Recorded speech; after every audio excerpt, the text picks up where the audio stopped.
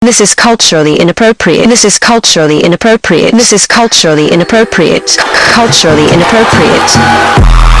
Yo, Taylor. We back, man. Another episode of Culturally Inappropriate. I'm here with my guest. I'm gonna let him introduce himself. Tony G, owner of the Monarch Care Club. The barber surgeon. Yes, sir. You gotta put that in the Put context. the tag in there. I'm put that in the caption. How you feeling today, man? I'm all right, man. A little tired. The back to school wore me out yesterday, but I'm in here good. Only place you getting haircuts on a Sunday. Yeah, man. Only place you getting a haircut on a Sunday. You want to give them a little inside to you? Well, shoot. I've been cutting for a long time. Started cutting when I was about 13. Professionally now, say about 12 years. I started over at Capital Cuts by NSU. Shout out to June Thompson. He's the owner. And, I came over here, had my own space, which was directly across the street from the location we are at now. I had that running for about 6 years, but I decided to consolidate my business and make it into a suite setting. It's just better for me and run smoother until I reconvene and open this bigger plan that I have coming in the fall. We'll get to that later, a little bit later. Let's get into some of these questions, man. You gotta let them know where you're from too. Oh yeah, man. I'm originally from New York, Yonkers, New York to be exact.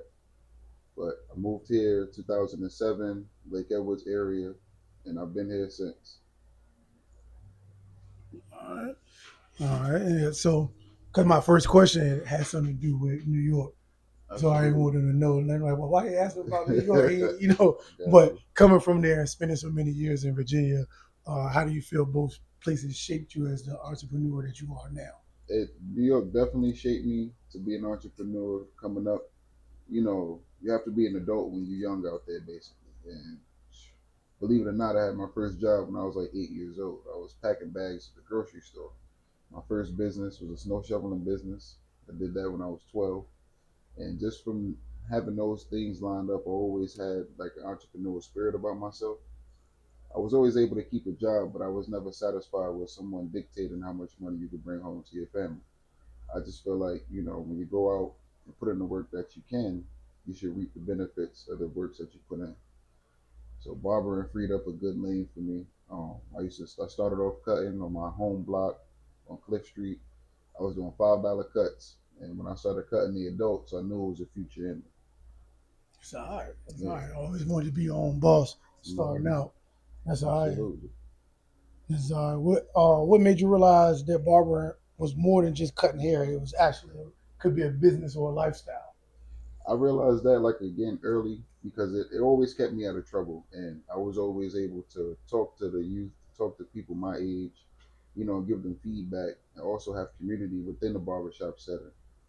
Just interacting with all different walks of life, whether you be black, white, Asian, whatever, is everybody has a story that's relatable, and exactly like the struggle, for instance, is like something everybody can relate to, but realizing that there's beauty in the struggle. You gain your scars from constantly fighting and getting back. And when you can do that, you can basically make it anywhere. I can see that. That's all right. Mm-hmm. That's all right. What you think separates a barber that just cuts hair or a barber who builds?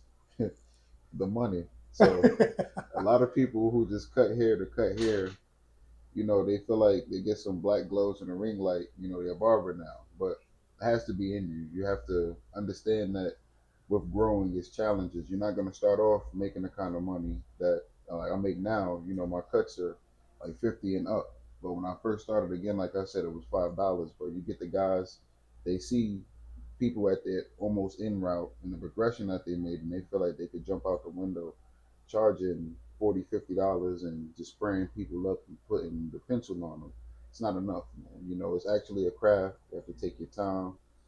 It's different hair like densities and things of that nature. So if you don't know or have the education, you can easily mess up the haircut quick and like stop your clientele from growing. That makes sense. I mean, I hate the Yeah, black spray. man. I hate the black spray. It get a bad rep. But, you know, that's people use that for cover up, man. Yeah, man, I Like, hate the black spray, it's an man. enhancement. It's not an additive. That's the difference. You know, people include that in their cut and feel like if it don't have the spray, that you know it's not a good cut. I actually won Best Barber for 2026 for all natural cuts. I have from fade to beard transition at the Art of Barber, and it was down at what is that Waterside in Norfolk. So I won that earlier this year. Kind Okay. of proud of myself. Getting first Congratulations. Yeah, place with that. definitely. Yeah. Definitely good to hear All that. natural, you know, no enhancements. No enhancements, man. No enhancements. Yeah. Being from New York, but building your brand and your businesses here, do you feel like did you ever feel like you had to prove yourself in a newer environment? Oh yeah, man. Like not knocking Virginia, but it's a thing about people in Virginia not liking New York cats, I guess. But you know, they look at it like it's a sense of arrogance. But you know, coming from where I come from, you just have the belief that you can do whatever that it is that you want to do. And a lot of people mistake that for arrogance.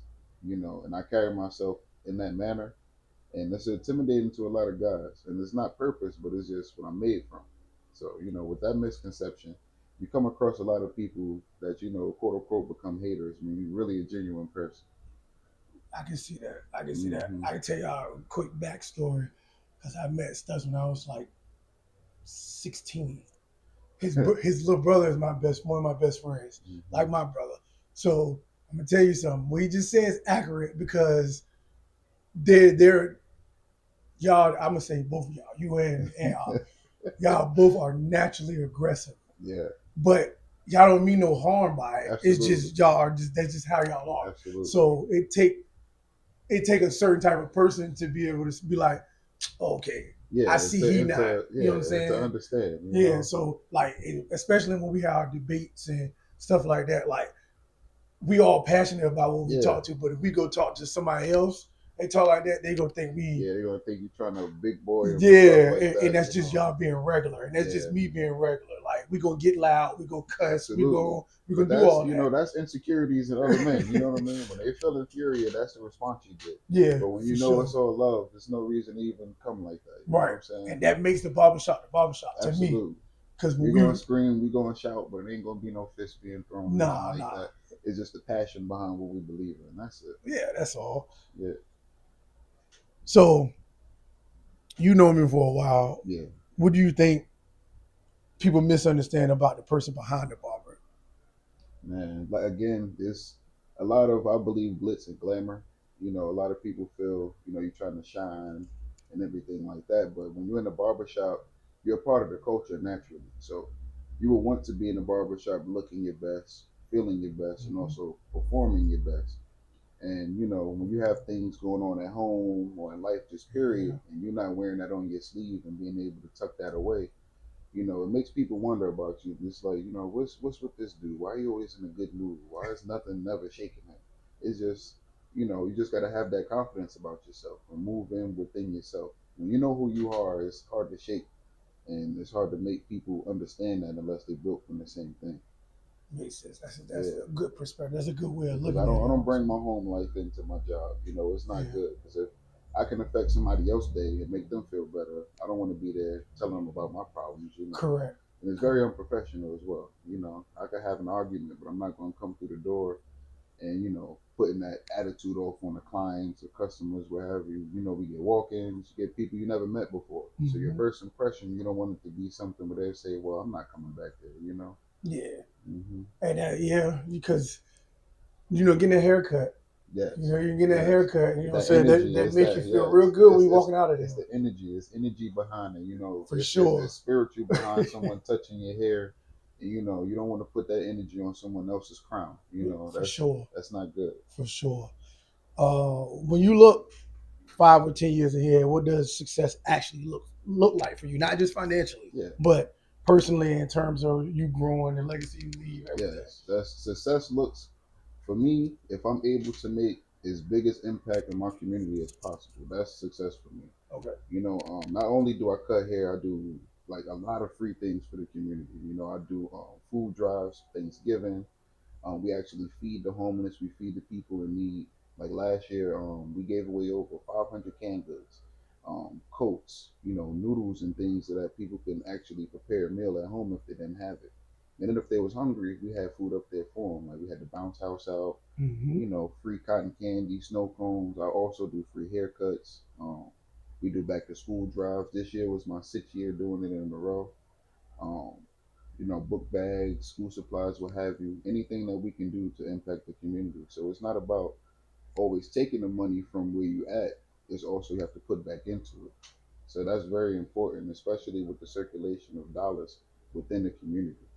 I've been out here in Park Place for a while now, and I'm not from here originally, but the passion that I grew, like serving the city of Norfolk, started when I was actually working for the city. I used to clean the parks. I installed playgrounds. I put up basketball hoops. So my blood, sweat, and tears is in the city, and it was done with just me being passionate about making things better. You don't want to go to another neighborhood. You see they got glass backboards and nets. It's like why can't we have that? Yeah. So that's important to me. So leaving a legacy is making a mark on the people that you love, the people that you care about. And I'm definitely passionate about my people here in Virginia. I was born in New York, but I became a man here. So half my life I've been here, and half my life I've been there. So to me, it's pretty much equal. Okay, Hmm. that's fair to say. It is good to hear people that aren't from here Absolutely. that actually take to us. Yeah. You know what I'm saying? And Hmm. versus, just I'm just here to get what I'm gonna get it, Yeah. be gone. You know what I'm That's saying? So that's that's not good to cool, man. hear. Um, so do you want to touch bases on the future plans, or you want to keep it under wraps? This I come out. This just gonna come out Friday. it's going all right. Well, I'm not going to say too much, All but right. I have big plans coming up. Something new and innovative here in Virginia that's not really being done yet. But we're having a combination of a barbershop and also a cigar lounge. So things that I have partners with. We're going to be downtown Norfolk, Granby area, and I'm really looking forward to it because it's going to be like the biggest thing I've put together so far since I've been here. We got a lot of push from the city and things that they're allowing us to do that's going to be innovative and it's really going to benefit the city in the long run because it's going to allow change to come here. When we start having things for our folks, they like to shut it down. Correct. And when you come correct is where you can make change and embark on different things for everybody else to eat. That's one of my biggest beliefs. Everybody deserves to eat. So it's going to be big. That's all I'm gonna say about it. But Okay.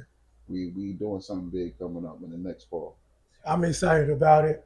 Me and Hmm. you talked about it. Yeah, Absolutely, so absolutely. I'm excited about it. I can't wait to see how it comes out Yeah, all the way. You know what I'm saying? Of course I'm coming down there, but absolutely. yeah, it Yeah, is going to be I wanna something give a different. shout out to Sonny too. Sonny with the Exchange downtown Norfolk. Oh Yeah, yeah. he's gonna be a part of the thing coming up.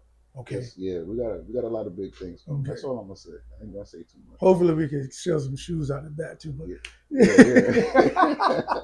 We definitely gonna get it going. yeah, for Yeah, sure, man. That's good, man. We need some more love on Granby Street anyway. They didn't absolutely. took everything from us, so Listen. we need some love down there, man. So this is the segment of the pod. Now that we got the main interview part out of the way, Absolutely. this is the segment of the pod where I think I'm gonna change the name of it right now. It's called Your Choice. But this is a segment where I ask a couple different questions, same different sports or Okay. music or whatever the case may be. Two people you choose. Now you could just tell why you chose this person, or you could just leave it at that. The choice is yours. I got you. I got So you. uh, but I think for yours, I think I'd rather do it more. You would like that the theme of this one. So we'll Okay. do like Dipset or the Clips. Hmm. That's a tough one for me. Um, it's honestly I'm neutral on that because Dipset, I love what they did for the culture as far as fashion and things of that nature. But the Clips, being here, I tuned in with their music more and Pusha T and Malice, their lyrics mean a lot more to me than people talking about glitz and glamour. Okay. Especially their last album. Me just losing my mom, I could really connect with the song that they made about losing their parents. So even grinding, when I was in New York, grinding came out when I was about 11 and I was locked in. So I'm like, I would definitely have to be neutral on that. I got love for both, but I don't know. I'm kind of favoring over here on VA on that part. That's cool. Hey, long live Big A, man. Yeah, You man. know, Shout uh, outs to my mom, man. yeah, Rest in peace. Big A. Um, we go who to you, and this ain't nothing that we really get into, Mm-hmm. but best dressed rapper in New York, Style wise, style I wise. would have to go with Raekwon Okay, just because I like his that's an style. old school style. Yeah, Okay, old school. He just okay, clean with it, polo and just like grown man style. okay, okay. I mess with Raekwon style. That's all right. That's a different answer. Hmm. That's a different answer.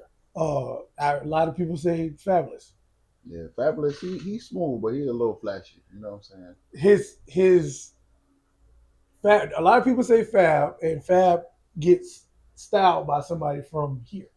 That's crazy. Yeah, I didn't know that. I Yeah, didn't know that. Yeah. yeah. Well, See, we cousins for real, for real. A lot of people come from New York and settle down here. So, yeah, facts, it's and vice facts, versa. It's been that facts. way since the late '80s, early '90s. Yeah, because from what I understand, Alpo, Rich Porter, all them was Yes, here. all of them was here. Yeah, Jay Z So, came here, yep, Biggie came here. everybody. So Wu Tang came yeah, here. Wu That's what Tang. I heard they lived here Yes, actually. they did. Yeah, Yeah, they love so Virginia Beach. so, It's, and I it's, actually heard they lived in Base Out Arms, if I'm yes, not they did. mistaken. Yep. Yeah. Dr. Mhm. J, when the Squires was at the school, they used to live in Lake Ellis. Lake Ellis was the rich neighborhood. That's crazy. Yeah, Lake Ellis was See, a when rich I first neighborhood. came here, I moved to Lake Elvis. That was the first neighborhood I lived in out here. Yeah. I moved over to Summer Winds, Mhm. North Ridge, like all those neighborhoods are next to each other. But Yeah. that whole Newtown area is just Bayside area, Bayside Arms, It's vibrant in that It's area, very honestly. vibrant in that It's area. vibrant. Mhm.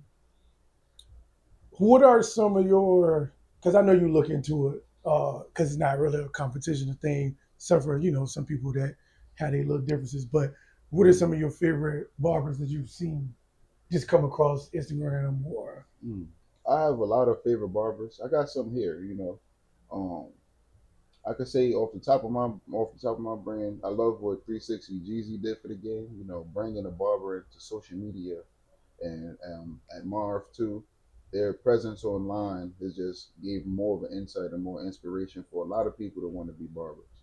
And without that, I think the game would be a lot more old school in sense, but they were putting basically everybody up on whatever new comes out, whatever products, clippers, ring lights that I spoke on, and just the presence alone has increased barbering drastically. Like when I first came here, it wasn't that many barbers.